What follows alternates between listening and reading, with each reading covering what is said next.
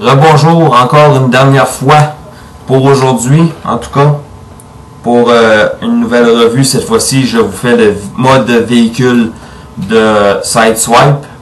J'étais encore en train d'être sur le bord de me tromper, de l'appeler Sideways. C'est Sideswipe. La Corvette Concept 2010, la Stingray.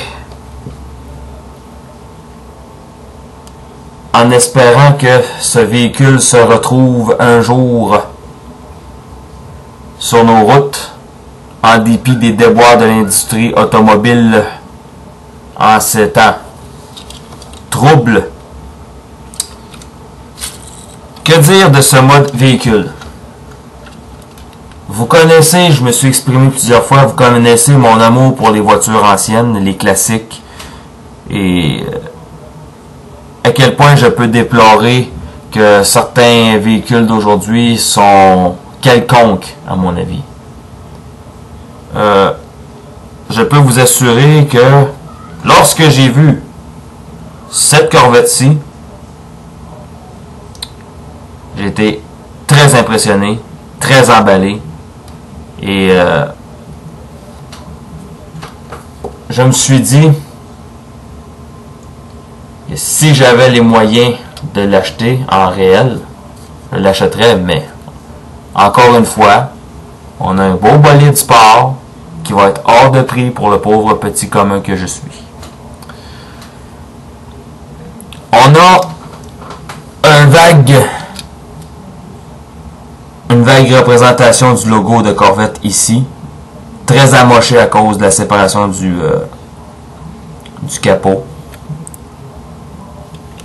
On a ici ce qui semble être les lumières. À l'arrière, j'aime le style de l'arrière, on dirait une espèce de réacteur géant avec 4 pots d'échappement plutôt. Aucun détail sur la plaque d'immatriculation.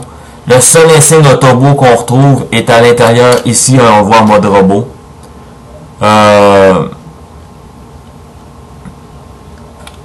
On a une représentation vague ici d'une Stingray.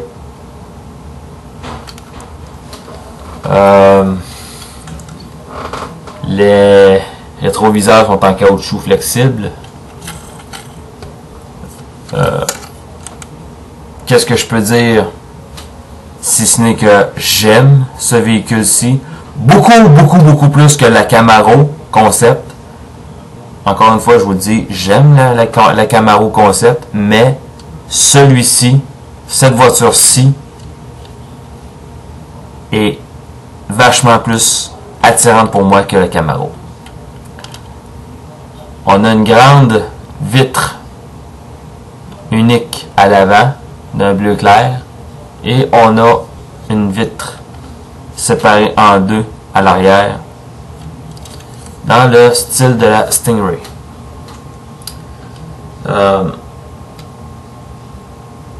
On connaît pas grand chose encore de ce modèle là, c'est juste un prototype. C'est un prototype, mais c'est un modèle concept.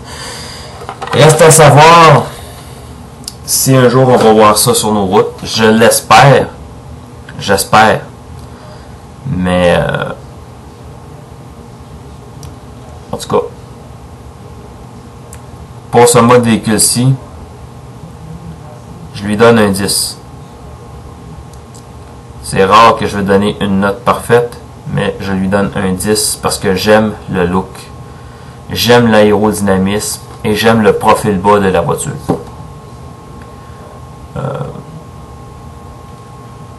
Ça n'a rien à voir avec les rasoirs électriques qu'on cherche à nous faire passer pour des voitures aujourd'hui. Spécialement la Smart, qu'on appelle affectueusement un suppositoire de semi-remorque.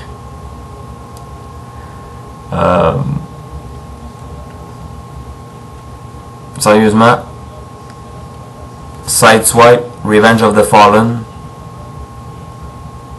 très racé, très beau, en robot, autant qu'en véhicule. Je vous le conseille. Garochez-vous. Si vous avez dans l'idée de vous acheter la version Human Alliance, sûrement qu'il va y avoir des améliorations de fait, ou plutôt une plus grosse élaboration de la transformation.